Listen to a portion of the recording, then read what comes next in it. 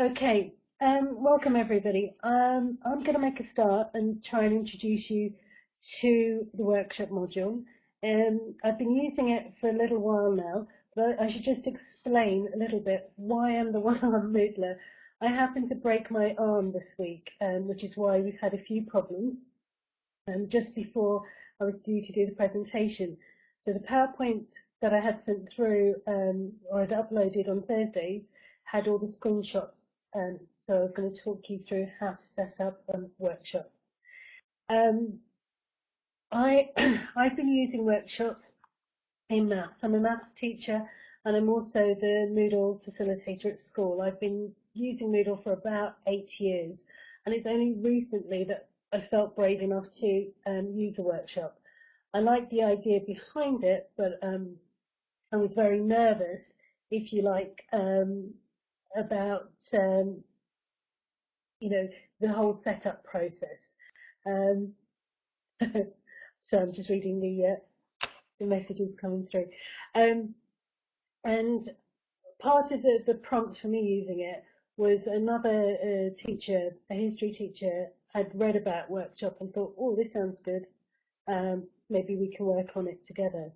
And actually going through the process, we worked out that actually it was quite straightforward. It needs planning, and that's the most important thing I'd say. When you see it in action, setup takes a couple of minutes, but if you've planned on paper how you want a piece of work assessed, what kind of criteria you want to set up,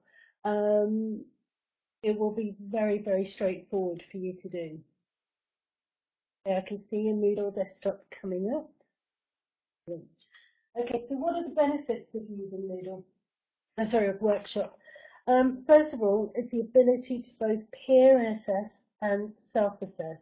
So the student gets to assess their own work against a given criteria. Now, that given criteria actually helps define the expectations and the outcomes of a particular task. So right from the word go, the student knows what's expected of them. By looking at each other's work, it gives them an opportunity to see how others have interpreted those set criteria. So I'm just reading the comment that's just coming through.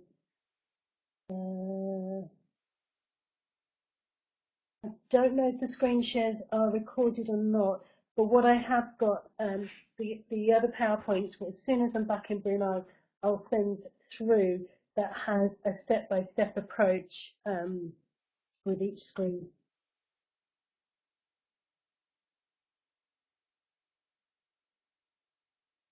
Oh, okay, great, Julian, thank you. Screen shares are recorded. Peer assessment allows students to reflect on their own work, and they get given, on an assignment, there are 2 marks that they get given. One is a grade for the work that they've actually submitted, and the other is a grade for the work that they've assessed. What this allows you to do is to judge whether their assessments are fair. If Johnny has fallen out with Mikey and then decides to give him a bad grade, you can adjust the grades accordingly, or it can be picked up on. Or if Johnny's suddenly best friends with Mikey and then gives him a really good grade, then you can also adjust it to keep it fair. There's the ability to manually allocate assignments for marking, so you can choose who marks whose to get over the friendship issue, or if you've got very large classes, you can do automated allocation, and you can set it up so that, you know, if a student's away, they don't automatically get work to be marked, or they still assess anyway, so they can participate in the process. Okay, Workshop also allows you to use Rubric for marking. So you can set up like coursework pieces, particular criterion that the students are then guided through when assessing the work. Now, as well as the self-assessment and the peer assessment, You also have the ability as a teacher to assess the work as well. Okay, Julian, I'm going to ask you if we can get onto a Moodle course, and we'll go to add an activity, and I'll start talking through the bits as we set it up.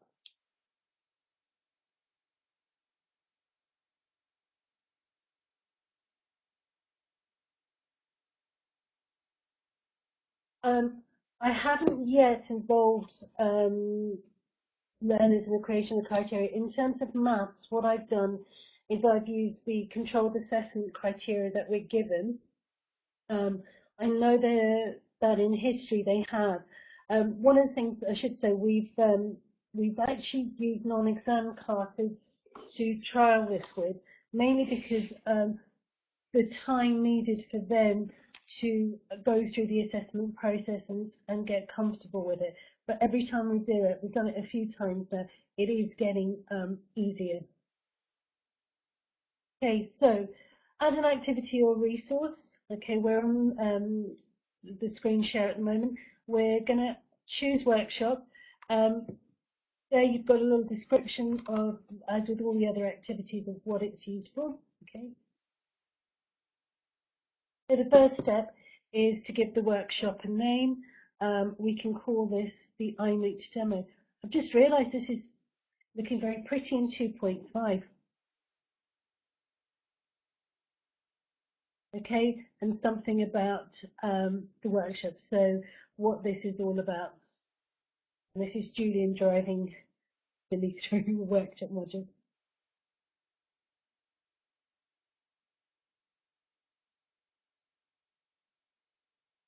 Okay, the next bit is setting up the grade settings. We have a look at the drop down. There are 4 options available under grading strategy. Accumulative.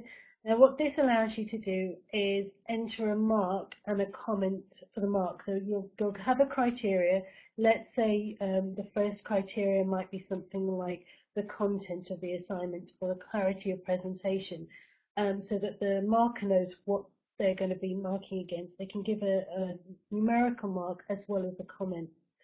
You also have comments saying number of errors. Both of those I haven't used, but comments is just some feedback on the assignment. The one we're going to look at and we'll work through is the rubric one. We can choose rubric.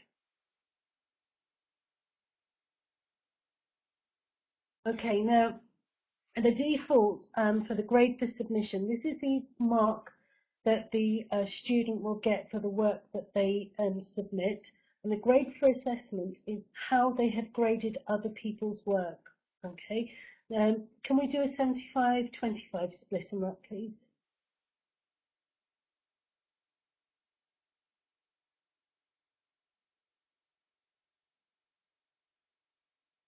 Okay, the next bit is the submission settings. If we open that up, now this is where you provide the instructions for the assignment. Okay? So it might be write a few words on why it's important to be part of iMoot 2013. I think that was the example I was using the other day.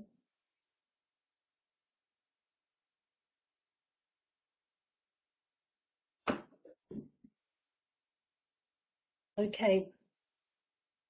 So in the submission settings, you have the ability to also allow them to attach a file. They can either type into a box or send you a document.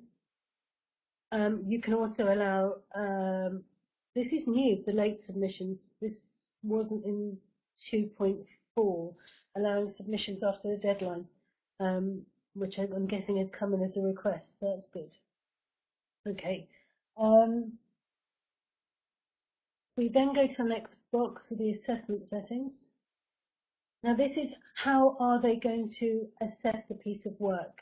And here you would give them either questions that they need to answer when looking at that piece of work. Has it answered the question set?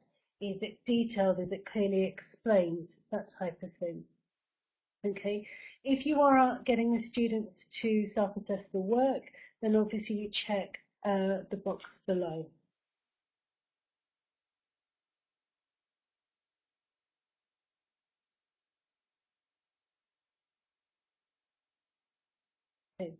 Let's have a look at the feedback box.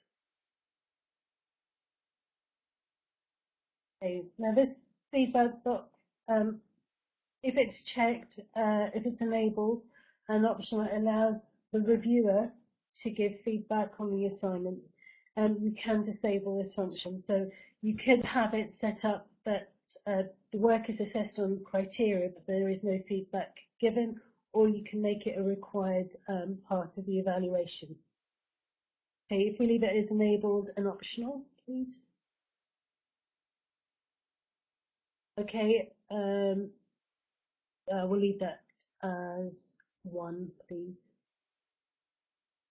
I think this feedback box again is new in 2.5. It's not in 2.4.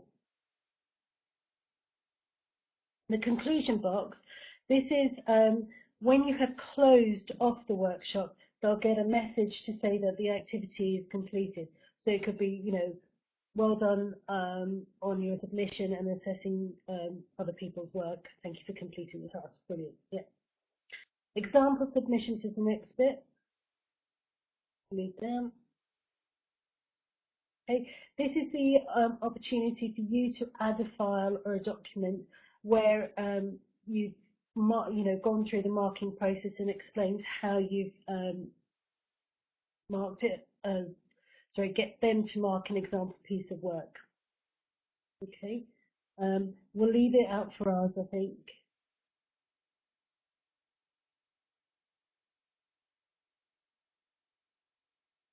Okay, and then the rest of the boxes are the sort of standard Moodle boxes in terms of when is it going to be available from, how long have they got for the assignment, etc. So I think we'll just leave the defaults in.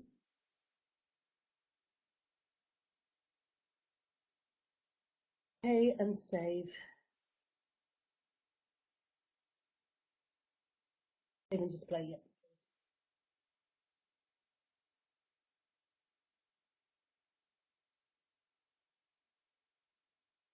Okay, so this is the box I think that scares most people, going through the phases. Okay, the setup bit is probably the hardest bit, but actually isn't too onerous. Now, you'll notice we've got 2 ticks, and then we've got a greyed out one, which is edit the assessment form. So that's the bit we're going to go into now. This is where you are setting the criteria for your marking.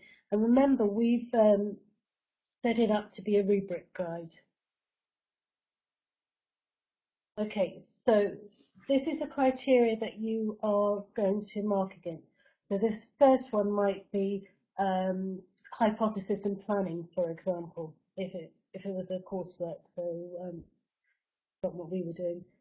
Yeah, hypothesis and planning.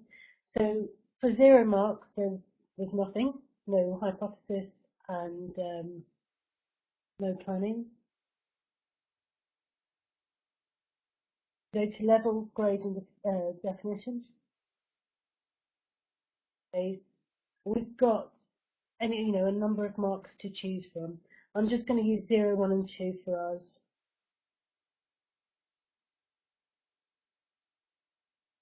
If we put no hypothesis in the 0,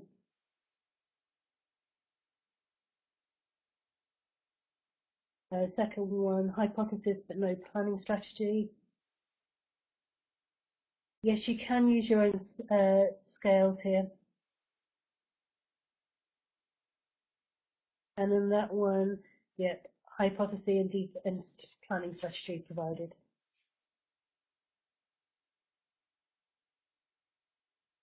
I have to say, Julian is a really good secretary. I'm liking this. Okay, if we go down to criterion 2, and this could be collecting data. And again, we'll just do a 0, 1, and 2.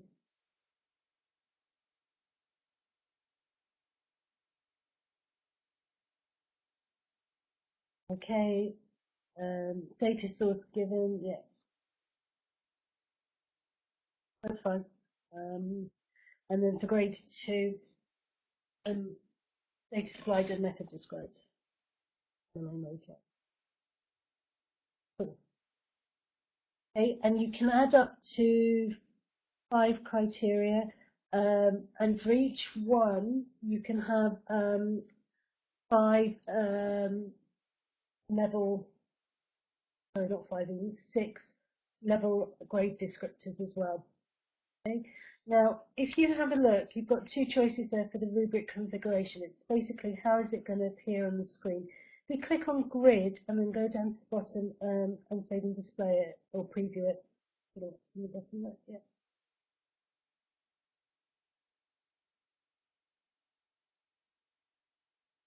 Okay, so this is what the assessment is going to look like, and there's obviously a space for comments so the student or yourself can put in additional feedback. Okay, we like that, so we're going to save that.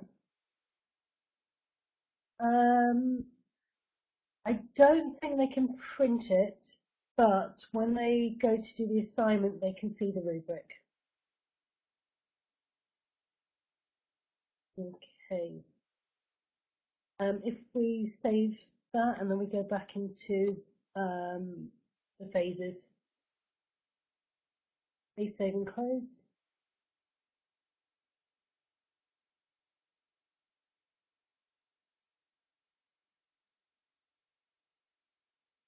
Okay, so then we move into what's called the submission phase. When you move from setup phase to submission phase, basically what you're allowing students to do is submit their work. So let's switch phases.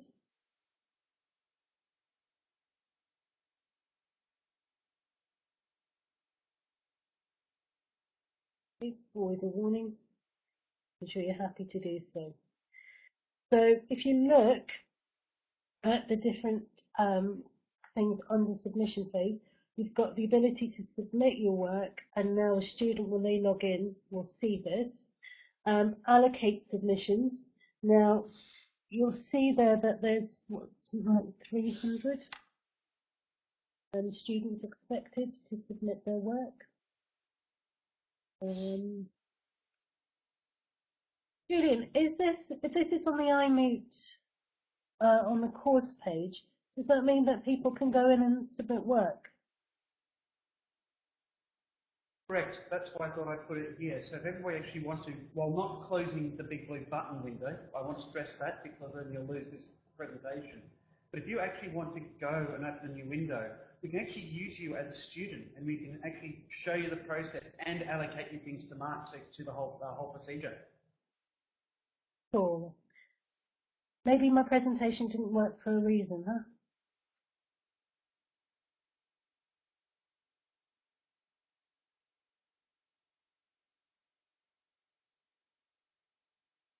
So again, if you want to, for us to show this off, we really do need a little bit of sample data, because at least I need to have somebody submitting something so that I can then go to the next phase, because Moodle does have a basic level of intelligence. It won't let you switch to a next phase until you've met the minimum requirement, which is in this case at least one student has to have submitted something for assessment.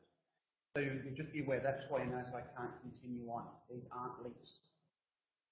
Okay, so hopefully people are going to put submissions. I'm just in there at the moment myself, just typing submission in.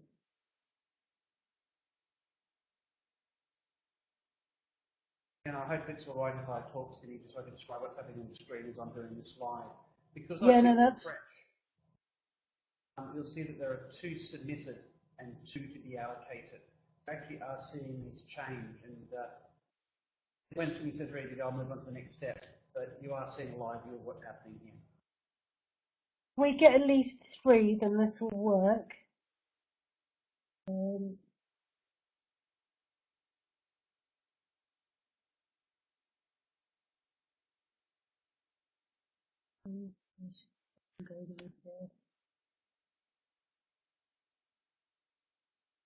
Once you've entered your submission, obviously you get an opportunity to edit it. You see what it looks like.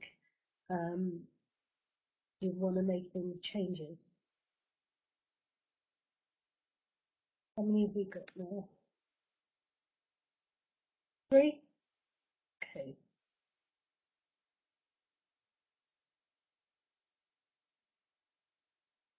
Okay.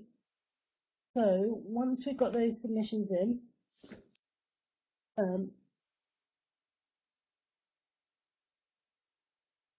Julian, you're entering one as well.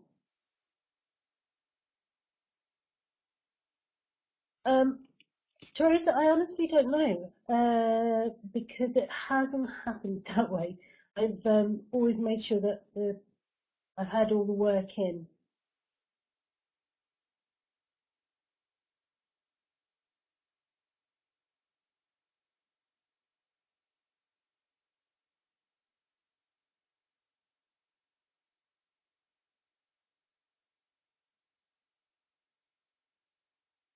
Okay, June, I think because we've got 3 in, we can have a look at allocating submissions.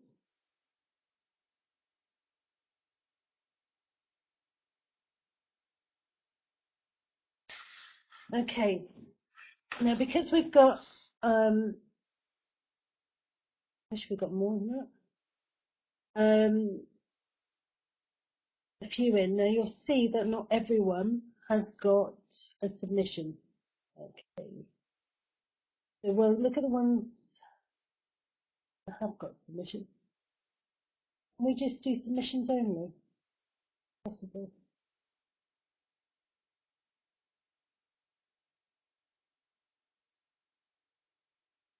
Sadly not. It's one feature that I've been requesting along with many others. Without really Okay. only show those who have submitted. The annoying thing is that currently this has 200 people in it, this course. So, okay, how about, in that case, what we do is we go to click on random allocation. In fact, I want to show people this screen anyhow, so that'll work. We go to random allocation. So this is rather than you assigning the reviewer of the work manually, you can get Moodle to do that for you.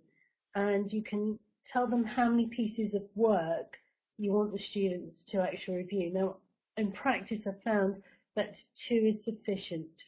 So as well as self-assessing their own piece of work, we get 2 pieces per reviewer. Okay, and you'll see there on that list, you can get participants to assess stuff without having have submitted anything. Now we're not going to tick that box, so that only the people that have submitted it will then assess, but we can add in self-assessments. So if we tick in self-assessments, okay, so hopefully that should work, and save those changes.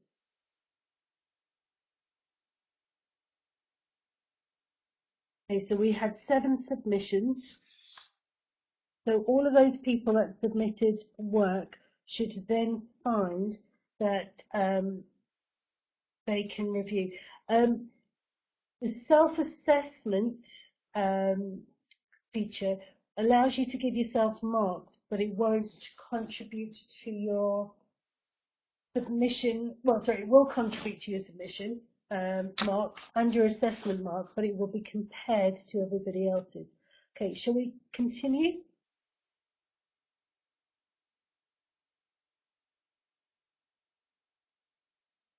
Okay, save changes.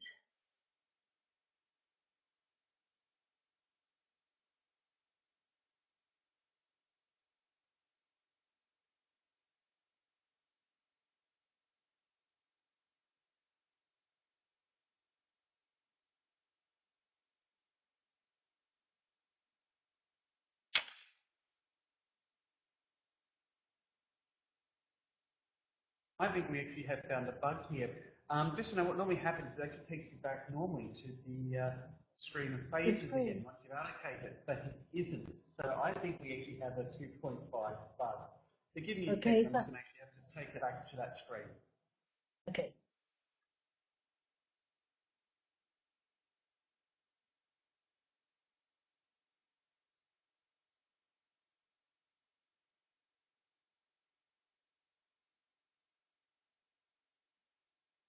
Okay, so now, once we've allocated all the work that's been submitted, you'll see that you've got a little green tick, and then you can move to the next phase, which is the assessment phase. Now, once you go from submission to assessment phase, that will stop any more work being submitted. And then students will see the work that's been allocated to them to mark.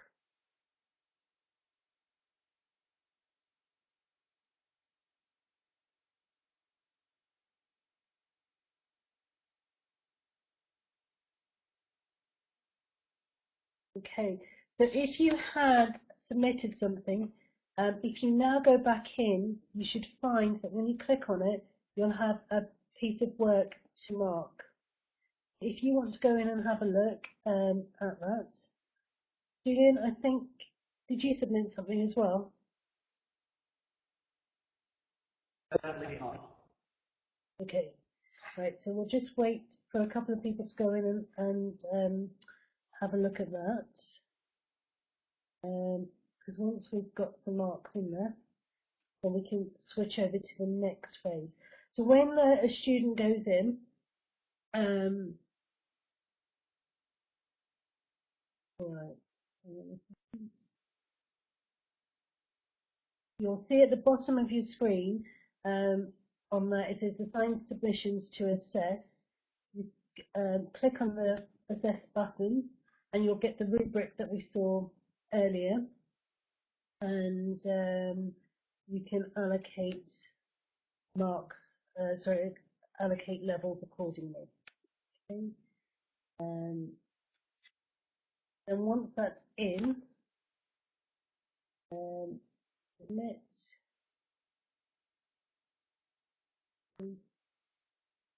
So I think most people who submitted have got the self-assess.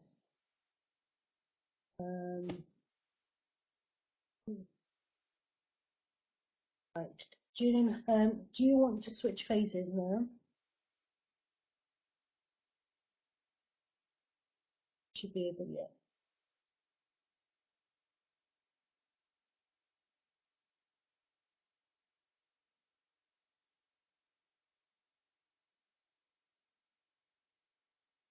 Okay. So we're now switching from the assessment phase to the grading phase.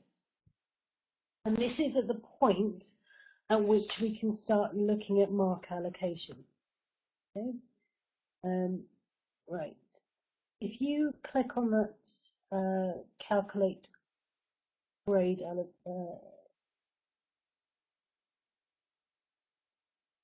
now, if you see there's grade evaluation settings there.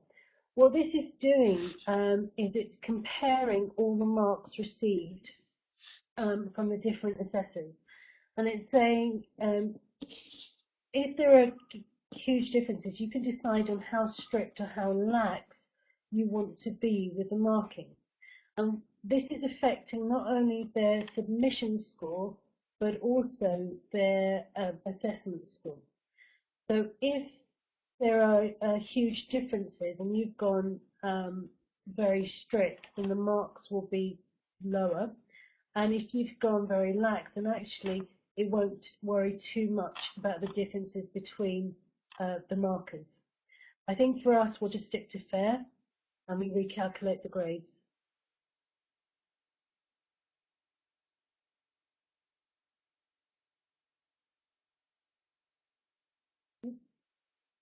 Now,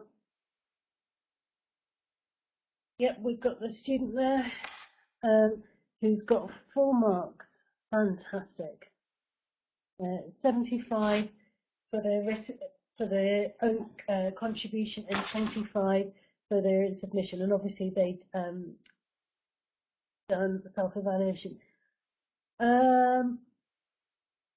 I don't know the answer to that, Sergio. Julian, do you know how the calculation is actually done? I've just picked it up from people I've spoken to.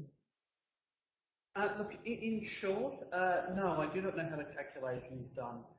What I do know is it's all about doing mean averages. So what it does do, I've been told it's a very complicated equation behind it. But in simplistic terms, It's going through, looking at the grades being allocated, looking at the average and then seeing the deviation from that average of individual scores. And when you're choosing the level of strictness, it's, yeah, and again, it is vague, and this is where I must bit more detail would be nice. What that strictness is doing is how wide or narrow is that deviation before I start looking at it as potentially sus grade. Because when you, of course, do peer review, a particular student might say, oh, I think that's silly and stupid and actually misread the question when it actually was a fantastic response. And that's also the importance of making sure there are multiple assessments. And typically, I want to make sure it's at least, especially in children, I deal with at least 3 to make sure there's a good average. But obviously, that comes down to the size of your cohort. So that's what it's doing in simplistic terms, but it is very complex equation behind it. I have to say, it's been interesting. The classes that we've run this with, we have stuck to the fair while we've been doing it, but we've played with the grades a little bit. And interestingly, the kids haven't deviated too much from what we as teachers would mark. Once they got used to the way the assignment criteria worked, so their actual their assessing grades have been very, very good. And the actual submission grades have been close to what they would have got had a teacher just marked that piece of work. But I think the benefits that they've got, understanding, what they're getting from it, has been second to none. I mean, that's where we've had big wins. Yeah, they won't ask how the grading works. They're obviously interested in numbers, but they've been very interested in what we're marking them on, and I think it's that expectation. Okay, so once you've settled on the grades, then you can move to closed activity. Now, at the point when you close the phase, that is when the grades go into the gradebook, and they are available for both your students to see and obviously in your own gradebook. This is the point when the students will get the feedback as well. Auto allocate does work for groups, yeah. When you do the setup, you can decide how you want the workshop set up with groups or no groups at all. I'm going to have a look at the gradebook. Hopefully I'll have something in there.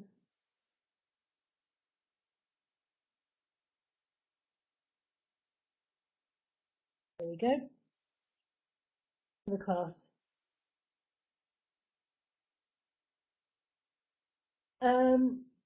Like with any other assignment, we give them a deadline. So I haven't been allowing late assignments, but I will get, an assignment. I'll give them a week or to do that. And then in terms of the assessment, initially I was actually just booking an IT suite and making them do it in school, just so that if they had any questions on how they were assessing the piece of work, they could ask at the time. But then with the assessments, give them it as a homework as well. So in your own time, you've got a couple of days to go and review these pieces of work.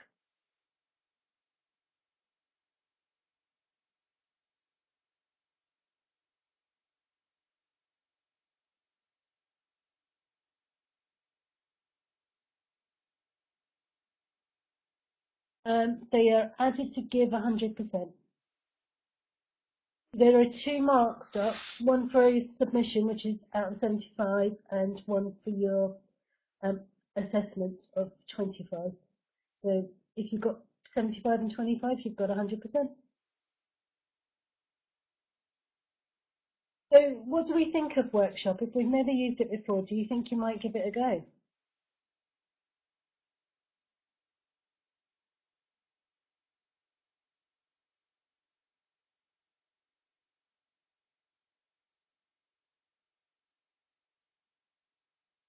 Absolutely, sure. Cheyenne, yep, you can reassess, and you can have reviewer 1 doing exactly that. That two people could assess one student's work. On the first assignment, it was the help needed was just clarifying the criteria. What do we mean by, planning strategy, for example, and actually explaining it. What kind of key words are they looking for? And that's actually building in their own expectations for the assignment.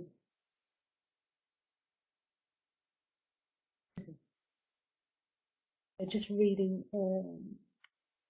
those potential for group work projects. Yeah, absolutely. Um, oh, thank you.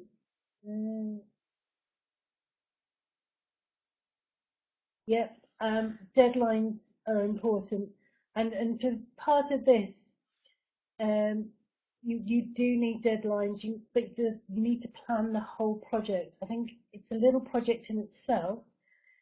You get so much out of it, but you do need to spend a few minutes, and it's setting the criteria and the expectations. That's the hardest bit. The actual switching through phases isn't very difficult.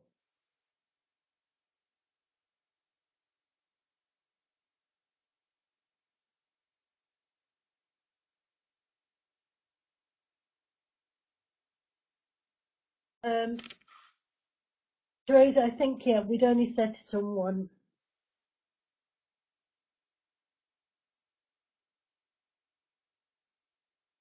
Now, most of my class sizes are about 2022, and I have to say I've gone through and just allocated them manually. But yeah, the auto allocation is a good starting point, and then you can go in and change it around under the manual.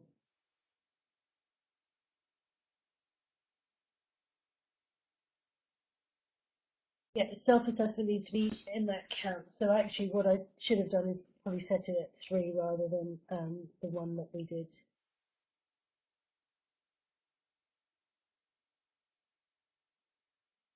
Julian, thank you for those links. They look good.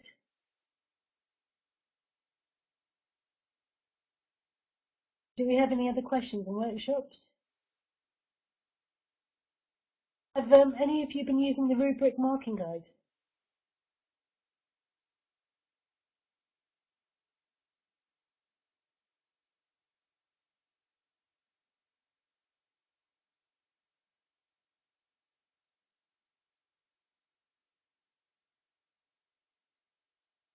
I started the rubric marking guide because of all the controlled assessment sort of coursework that we have to do in maths, and I absolutely loved it.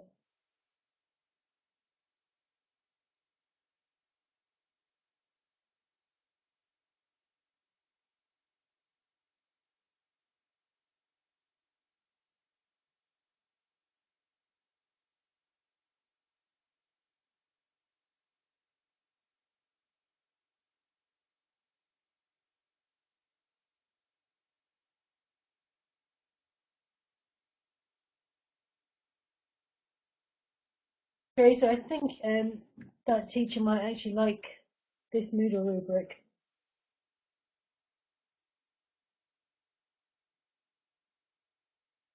Julian, thank you for all these links.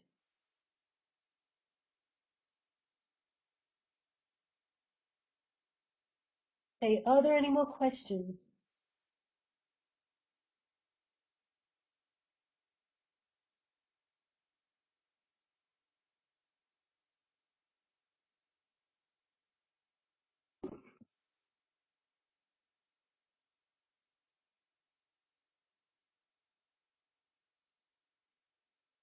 You're welcome, Penny.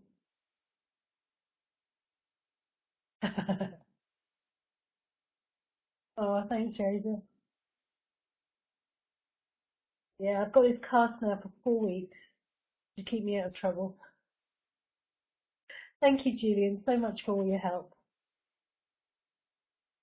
Maybe team presenting is the way to go.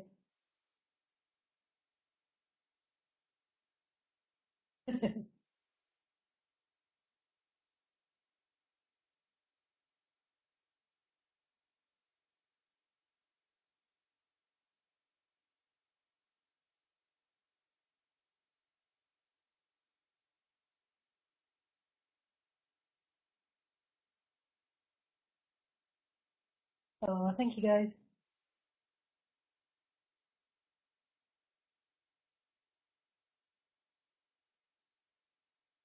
You know what I love? The fact that this is a live demo and with all the problems at the start, it still managed to happen with a great driver.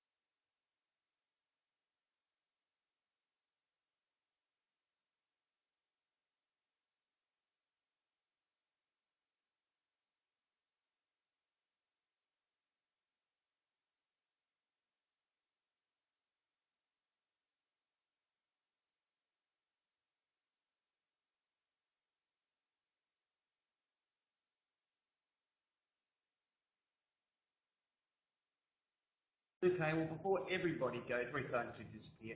Obviously, no more questions. Again, Simi, thank you so much for persevering and for being here as the one-armed moodler. It's appreciated by us and obviously appreciated by them. And I'm glad we've got some creative problem solving to make sure you can still present. On behalf of I the love it. research I love this. I think team. it's brought out the best in all of us. I like that the iMoot community. They're very much a sharing, collaborative bunch. And yeah, I've seen people lynched at conferences for technical problems, and I haven't seen a single one of those here yet. So thank you very much, everybody. Thanks, Julian.